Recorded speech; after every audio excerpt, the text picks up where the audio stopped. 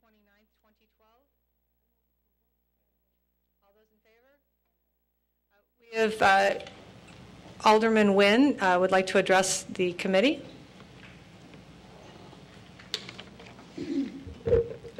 Thank you, Madam Chair. I'm here to address the committee on item A12, which is the ordinance 58012 for designation of the proposed Chicago, Maine tax increment financing district. I would like to have this item withdrawn from the agenda, and the reason is because we've met with merchants and other stakeholders, and we have some new good ideas about changing the map boundaries. In order to do that, though, because we've already presented the map initially, we have to withdraw this and bring it as an entirely new item. So I request that the committee withdraw A12.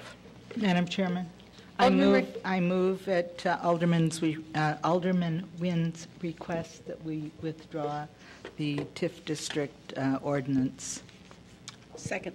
From the agenda. Thank you. Thank you. All those in favor? Aye. Aye. Thank you. Thank you, Alderman Nguyen. A1, City of Evanston payroll through May 20th, 2012, in the amount of $2,704,051.33. Move approval. Second. All those in favor? Aye. A2, City of Evanston bills fiscal year 2012 through June 12th, 2012, in the amount of $5,892,681.27. And credit card activity through April 30th, 2012. And please note that the amount is changed. It is now $121,701.33. Move approval. Second. All those in favor? Oh, I'm sorry, questions? Just one, no question. So we just 1 second. Absolutely. I know these were sent to us, but I didn't get a chance. Oh, that's okay. That's okay.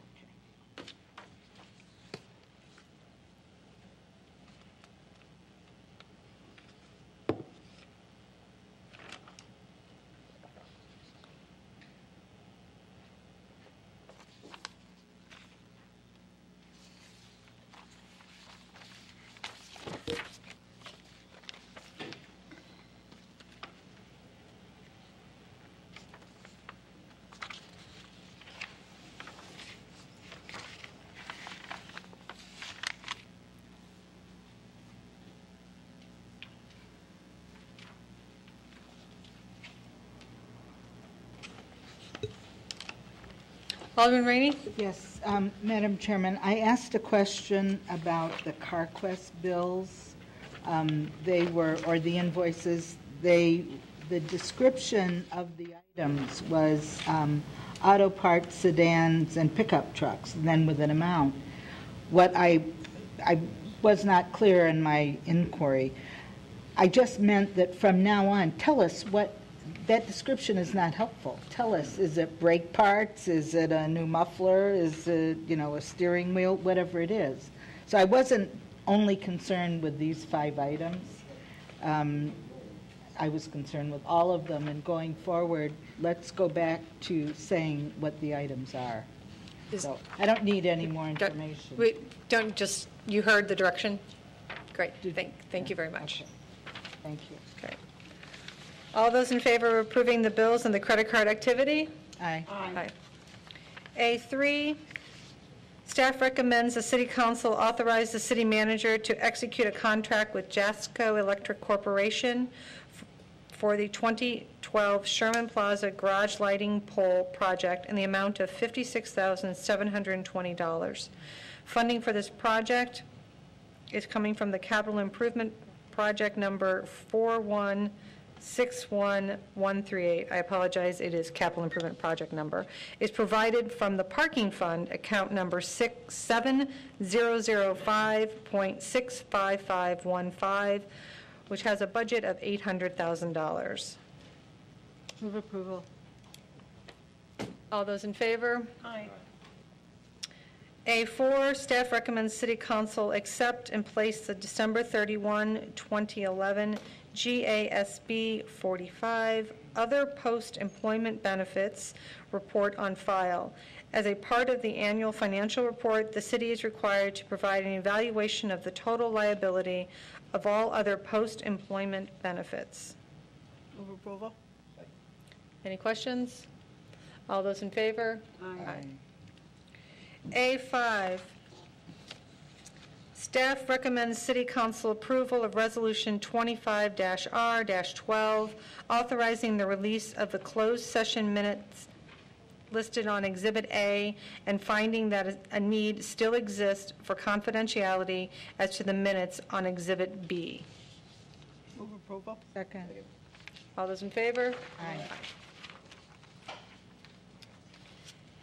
A6, staff recommends the approval of Resolution 38-R-12, authorizing the city manager to negotiate the acquisition of the real property at 1801 through 1805 Church Street through condemnation or other means. Staff recommends adoption of this resolution in order to provide the city with as many options to acquire the property, including eminent domain, as possible, and out of desire to limit the city's liability for environmental remediation issues.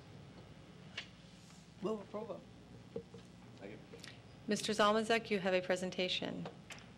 I have a brief presentation, Madam Chair, members of the committee. Once again, I'm Paul Zalmazak, Economic Development Coordinator, Economic Development Division. I won't repeat our recommendation, but it's important to note that we've added this layer. It's a two-step process. We're here tonight to ask for approval of this resolution, which gives the city an added layer of protection related to the environmental contamination on the site. And if approved, we'd come back at a future date with requests for resolution to negotiate the actual deal. So moving quickly, the blue parcel, the red parcel is the subject parcel. This is property owned by Daniel Chaffetz. It's approximately 11,000 square feet. The property adjacent or abutting it, outlined in blue, are two city-owned parcels. They have been cleared, and what we imagine we would do is assemble them with this Daniel Chaffetz property for a 16,000 square foot development site. Okay, so back to the resolution. The key thing here is that it limits the city's liability against future owners' environmental contamination claims. Specifically, it gives us additional options. It's not just a straight-up purchase, but it gives us the option to acquire the property through eminent domain and by purchase. We don't plan to do this through condemnation. And then secondly, it limits the city's liability for environmental remediation by providing complete immunity under the Comprehensive Environmental Response Compensation and Liability Act. Staff recommends that we move forward with the acquisition. It's a great opportunity to acquire the property at below appraised value. This property was appraised in February, $340,000. We believe we can acquire it for an amount that will be under $150,000. The overarching purpose for doing it is the city's acquisition. It secures the property in the short term, and it positions it for future redevelopment. So by acquiring it, we stabilize that corner. Specifically, we've invested a small sum in some environmental studies. We understand, we have an estimate from the environmental consultant that to clean the site, remove the 4 storage tanks, and to get it in a position that it's kind of capped and backfilled will cost approximately $75,000. I wanted to point out quickly that there are the 4 tanks. I don't know if this pointer works. They're located here. They look like the little battery cells. These are the 4 tanks they found on the site.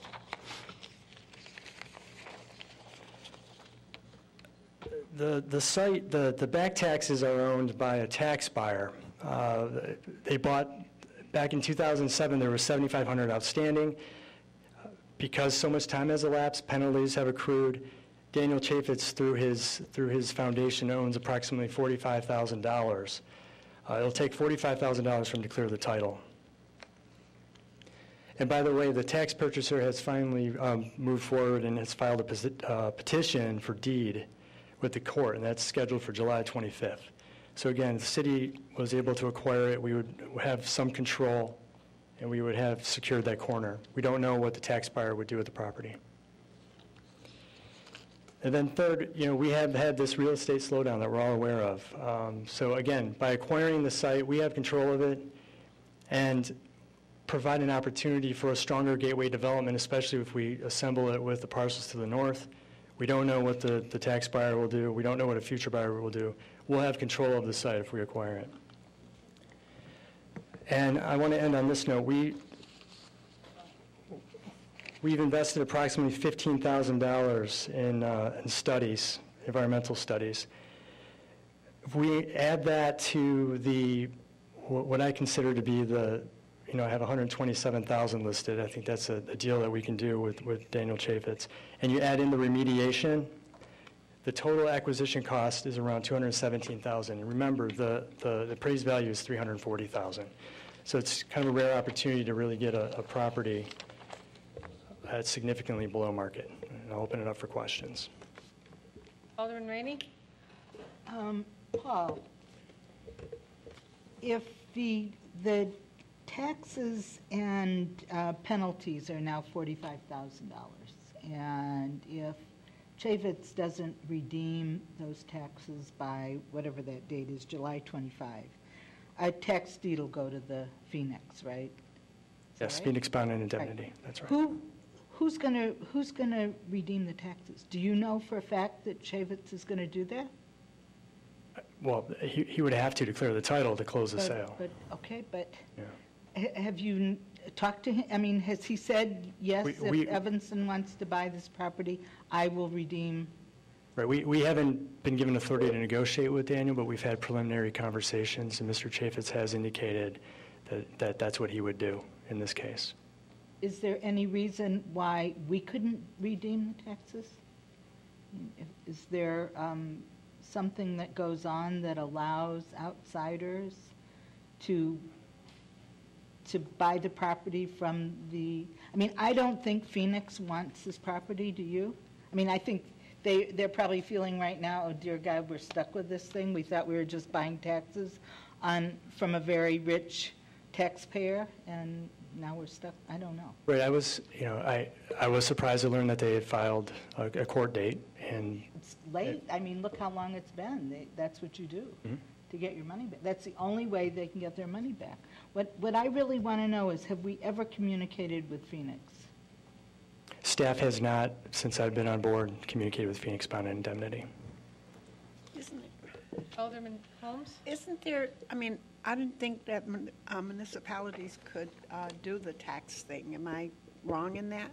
Because that question was asked, I can think a couple of years ago about the 1911, 1915 properties in terms of taxes.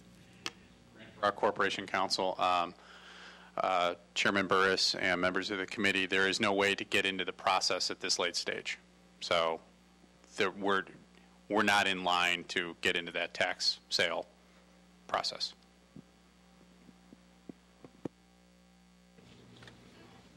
Any other questions from the committee? When was the last time the legislature allowed for eminent domain in a TIF? They're not really keen on that, are they? That's what I mean, let's say we have to get to that.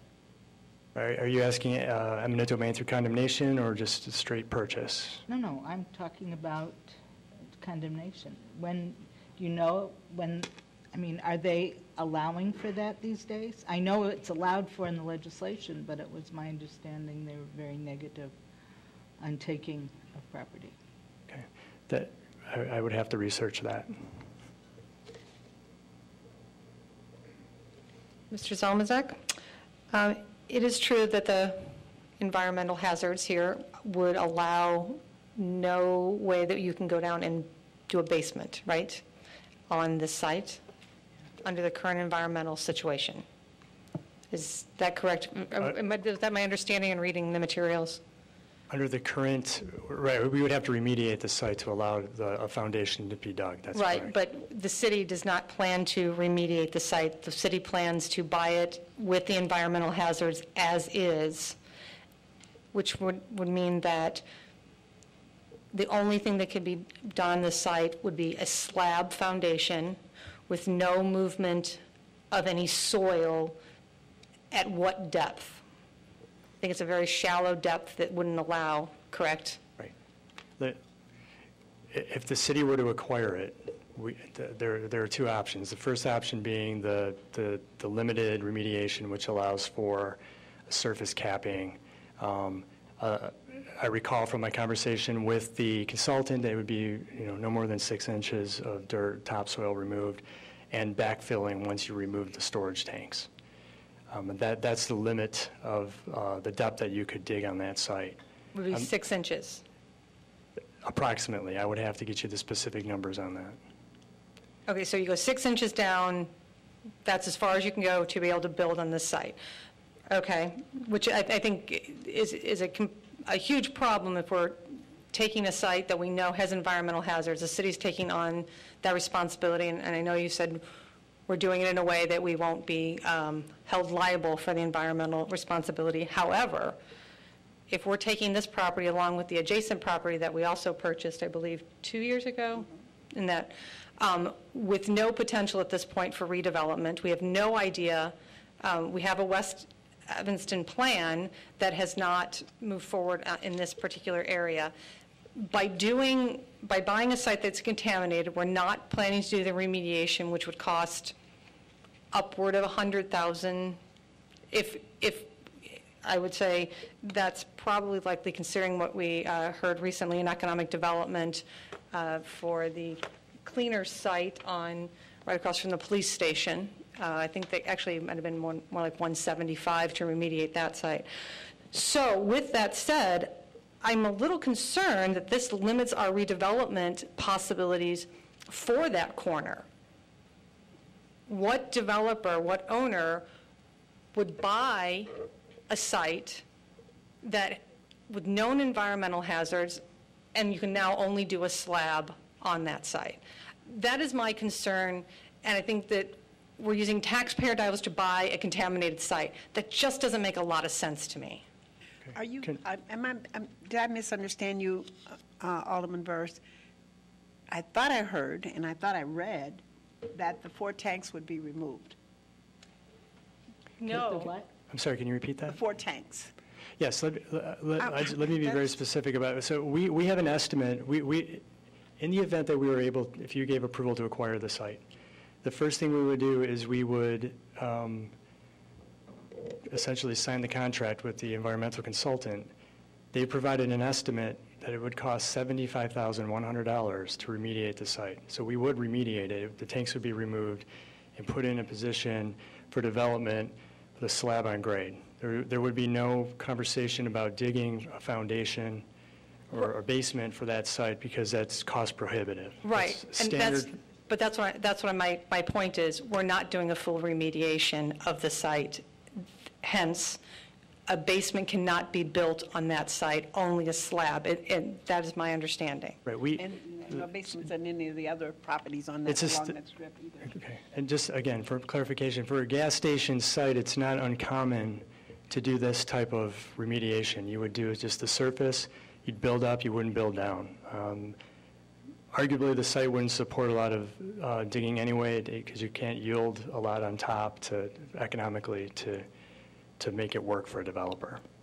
And the $75,000 estimate seemed to be extremely low, considering what we just heard in economic development with the cleaner site. Yeah. So 75,000, how is that number coming about when we just recently heard something very different? I think the difference, we're talking about 1459 Elmwood. Thank you. Right? Thank you for the address. I couldn't remember the address. And the difference is staff actually went out and hired a consultant and got the estimates and had the studies done. Mr. Cohn had done a preliminary analysis and had not done an official underground storage tank investigation and the 2 phases of the phase 1 and phase 2. He had some other form, some radar detecting, I can't remember what it was called. So I think we have a firm estimate. We have a company who's reputable, who's provided an estimate and has signed that and delivered that to us. So whereas Mr. Cohn is estimating, he's basing this on conversation. That's That's my view of the situation. Okay, but also we gave him money, or actually allowed him not to pay taxes because of his estimate, which also I find a little interesting, that we just accepted his estimate versus doing our due diligence and gave him tax relief. So now we're coming back several weeks later. Alderman Rainey. Well, first of all, what I'm going to say isn't what I planned to say, but I need to correct what you've just said. We allowed for this owner to pursue a, I believe, Class C tax, whatever it's called, based on the fact that the actual cost of his remediation exceeded a certain percent of the value of that property. If it did not exceed that, the actual remediation, then he's not entitled to that tax advantage. Exactly. So we allowed him to inflate, but even though... No, but it didn't matter. Okay. He was just guesstimating, and he told us that. So if he paid for his own remediation. If the remediation is less than the percentage required by that tax category, he doesn't get the tax category, and he pays like everybody else. All we said to him is, because he said to us, I will not go forward with this remediation, and this property will sit vacant because nobody wants to mess with it because it's contaminated, unless I can get approval from the city of Evanston that they will support my application for Class C to the county if my remediation costs exceed that certain amount. We had nothing to lose. Go ahead. If you don't spend that much money on remediation, then you don't get to apply for the classification. If your remediation is exorbitant and exceeds that percentage, then absolutely apply for it. That's what it's there for, so that people can make their property whole. However, in this case, I think you're more or less correct that we're buying a piece of property that may or may not be sellable. But in the case of the Elmwood property, there was a developer in my ward who was rejected on a site to build in my ward. He has now, the remediation has been complete on the Elmwood. This guy has now made an offer to purchase that property. So, I mean, there is a lesson to learn here, and that is remediation resulted in the property being more saleable, getting it off our backs, and it's going to be productive, et cetera, et cetera. It'll be on the tax rolls. And I don't think he hit the threshold. Did he?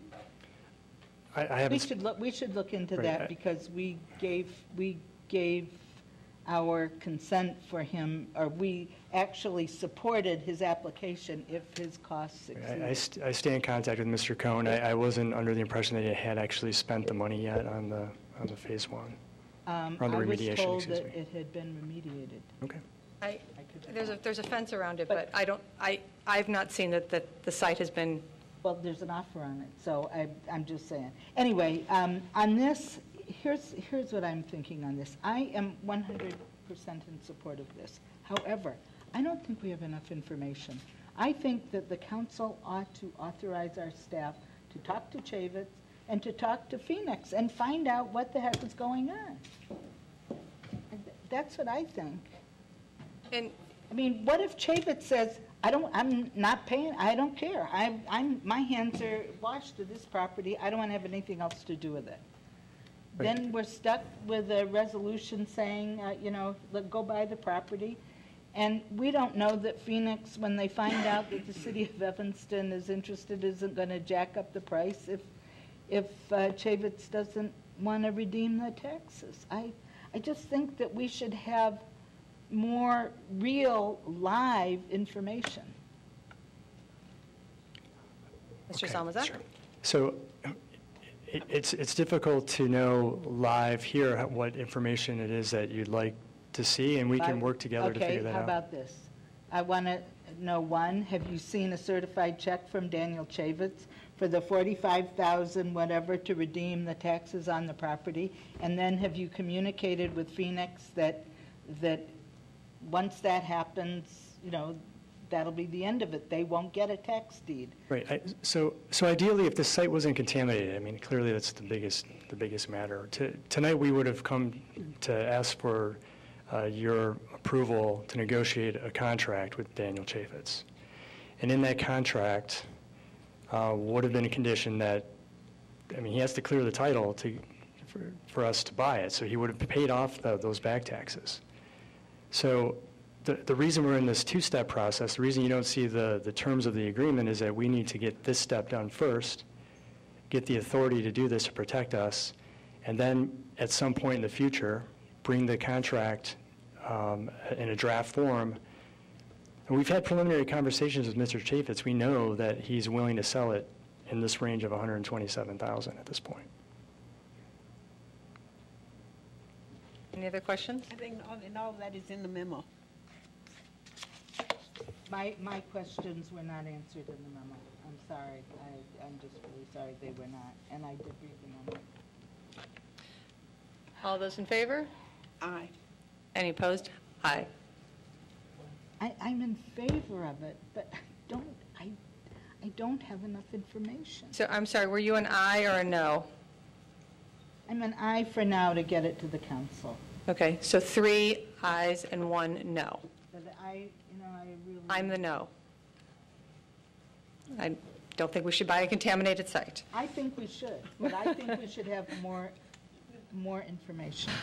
I don't feel that we know. Thank you, Mr. And Salazar. it's not like we're dealing with somebody who has always been straightforward and easy to deal with.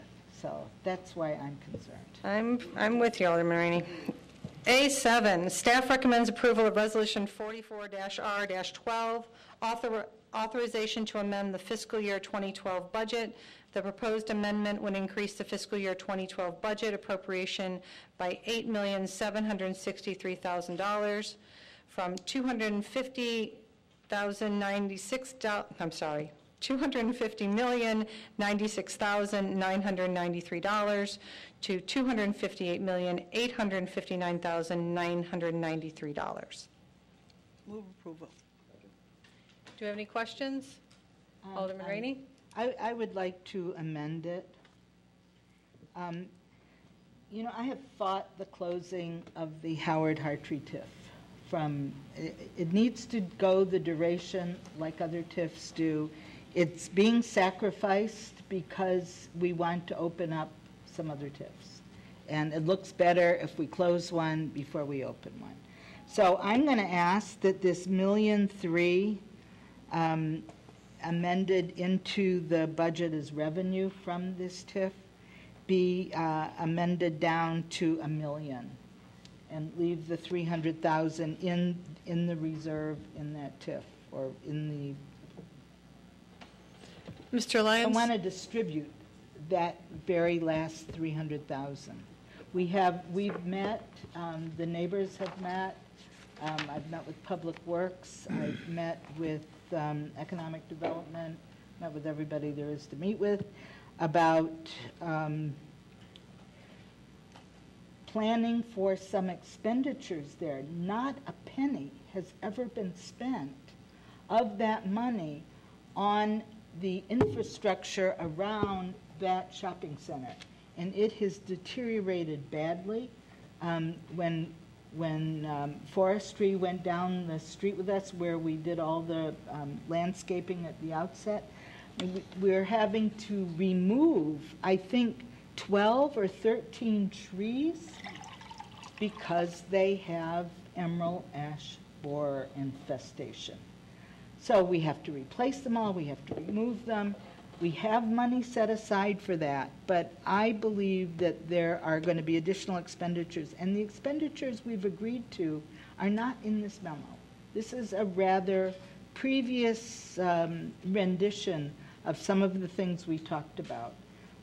We've now talked about resurfacing Hartree, because it's a mess, curbs, sidewalks, those kinds of things. So And do you want to amend it now, or do you want it to come back to us with more detailed amendments? well, I don't know that we can bring it back. Cannot wait. Yeah. It cannot wait, So Mr. I'm Wright. Okay. asking that .3 million be amended to 1.0 million. So is that, maybe I read it wrong. The 1.3, one second. The items that are listed in terms of the Hartree, the bus shelter, I can the explain precinct, it. all that. The 1.3, that is That's the a surplus. 1.5. That's No. the 1.5. No, I'm talking about the 1.3 is the surplus distribution to the taxing bodies. I want to reduce it to 1.0 million. But can we to the do tax. Why not? It's our money to distribute. Oh, I'm okay. just saying, let's not give it I thought it was a 1.3. formula that could, okay. Mr. Lyons? Good evening, And I'll be in a position to support all three of these. Committee Chair Burris, Alderman Rainey. Just to maybe point the clarity of what Alderman Rainey is proposing, when you go to agenda item, this is the budget resolution, but if you go to the Howard Hartree surplus resolution, that agenda item, changing the 1.3 million to 1.0, the only impact will be our projected ending reserve goes from 2.8 million to 3.1 per That's the right. analysis. And we are only constrained to distribute 644,000, I think it's 708 per the Joint Review Board report. So we will still be distributing more than $350,000 above the minimum. So the $1 million will still accomplish our statutory requirement and then some. So And so Do we I have a- move do- that change. Do we have a second? Oh, you can't move and second. All those in favor of the amendment? Aye. Aye. Any opposed? Can we get we've moved and seconded the resolution. All those in favor? Aye. Thank you, Mr. Lyons. A8, staff recommends approval of Resolution 45-R-12, amending the fiscal year 2012 capital improvement program. The proposed resolution would increase the fiscal year 2012 capital improvement program by $4,613,000 from $36,783,358. This is where my math needs to come in, right? Do I need to reduce this, right? No, never mind. Sorry, $41,396,358. Sorry, I thought that was the one I'm supposed to move. Move approval. All those in favor? Aye. A9, staff recommends City Council approval of Resolution 47-R-12 relating to the prevailing wage for public works projects in Cook County as established by the Department of Labor. Second.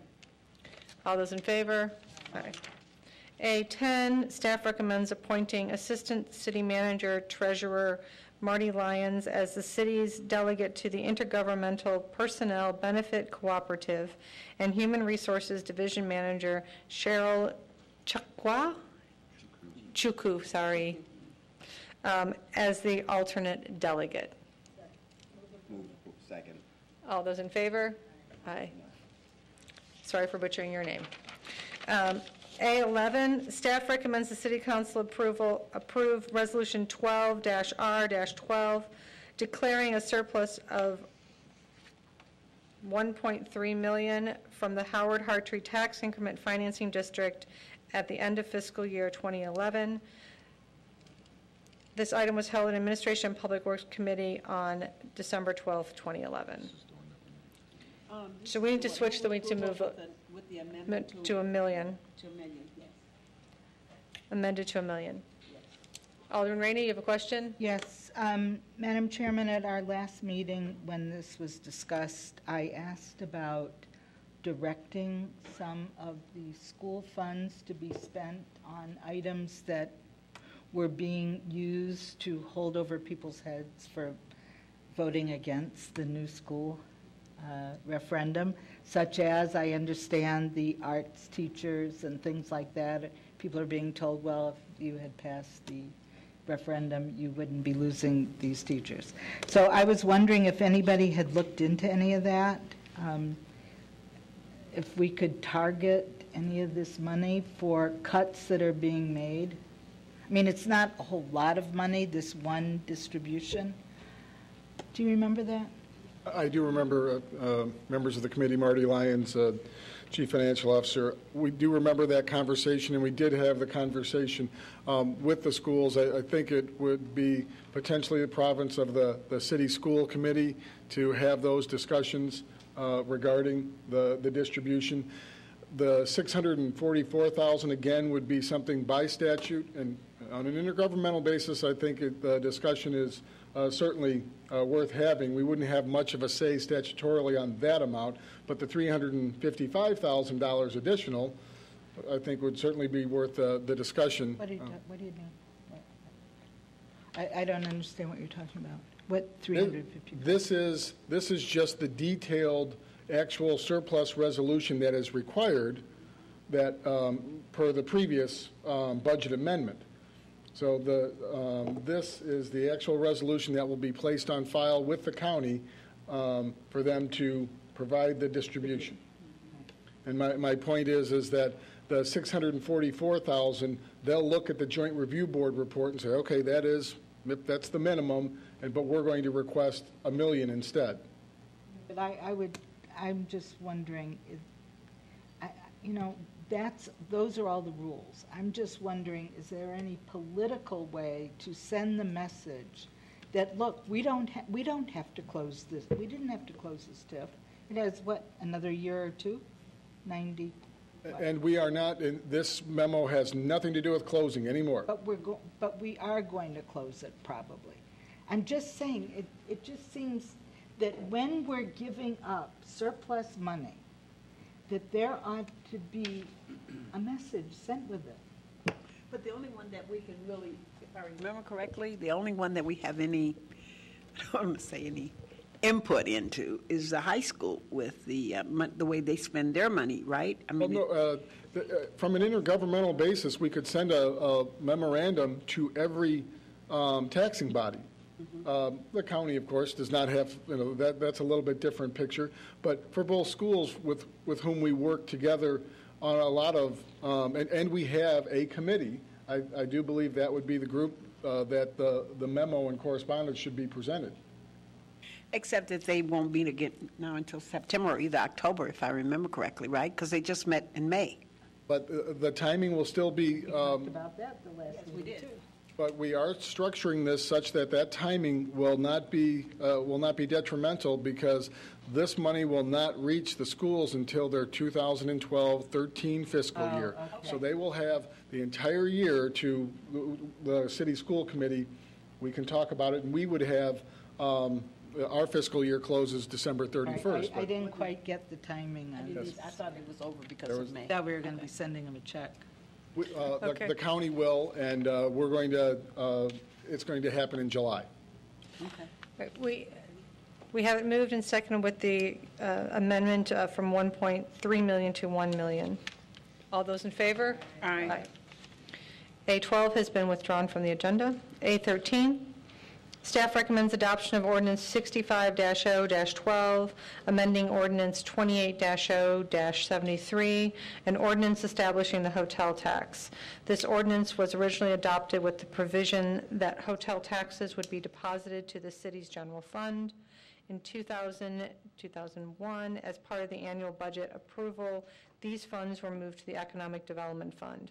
This amendment will update the city code to reflect current practice. Alderman Braithwaite. Quick question for staff. Do we keep track of how much each hotel contributes to that fund? Yes. Okay, and I can get that at a later date. Thank you. Any other questions? All those in favor? Aye. Any other items for discussion? Alderman Rainey. Do bed and breakfasts contribute to the hotel tax or to another tax? Good question. Mr. Griffin? Yes or no? We have no legitimate ones right now. But when we checked on the bed and breakfast, it will be subject to the hotel motel tax. What about if we find the illegitimate bed and breakfast? Where will that money go? If they have a legitimate zoning authorization, then yes, ma'am, they would be too. But yes, they're subject to, and yes, ma'am, it's collected the same tax. We researched that as part of that application. Anything else from the committee? Can a motion to adjourn? So moved. All those in favor? Aye.